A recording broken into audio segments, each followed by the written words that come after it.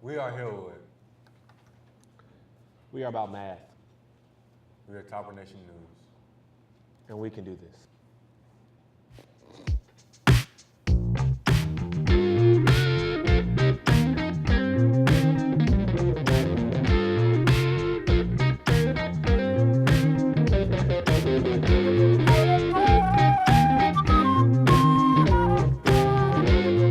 Welcome to Topper Nation News. I'm Chris.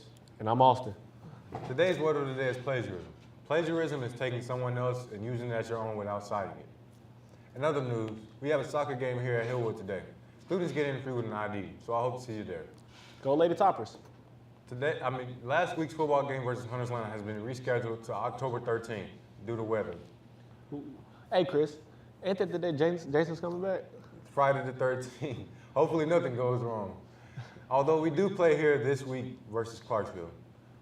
Hopefully we go 2-1 on the season, move up in the district. Go Topper boys.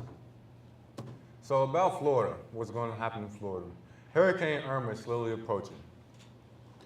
Hurricane Irma has maximum wind speeds of 175 miles per hour.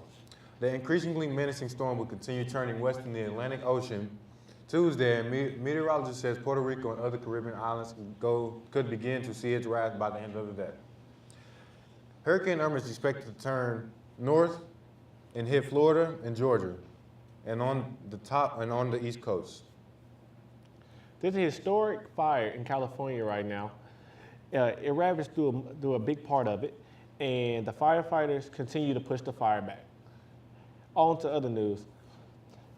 The people in Idaho have been praising a woman, Alex Wubbels.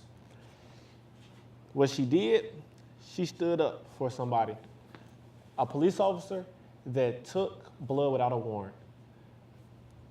Good job, Alex Wubbels. On to college football. So tell me about how you feel about Tennessee versus Georgia Tech. Ooh, I see Tennessee got a very narrow win, and I'm just glad to hear they pulled it out. So did you think Tennessee was going to win? I had my doubts. Truly, I had my doubts. Watching the game, I thought that Georgia Tech, hearing about them like to begin the game and hearing they run their triple option, I didn't have much faith in Tennessee, but I'm just glad at the end of the day they pulled it out. So Alabama, UCLA. I think that the major factor in that game is UCLA outscored them 28-0 in the fourth quarter. So that made a major difference in the game. And when you get outscored like that, that's all on the defensive coordinator, because you can't allow, you can't allow on the Chris. I think you were trying to say you can't allow 28 points in the fourth quarter unanswered. No, what I was trying to say was you can't allow lacks of discipline like that. Your defense has to stay disciplined throughout the game, and they have to stay focused on the task at hand. When they sit up in front of that offense, they have to know who's doing what and who's doing who. So, yeah. So, Alabama, Florida State. Ooh, Francois, he had a gruesome injury and he's out for the season. I think that they're gonna go to a more passing aerial game.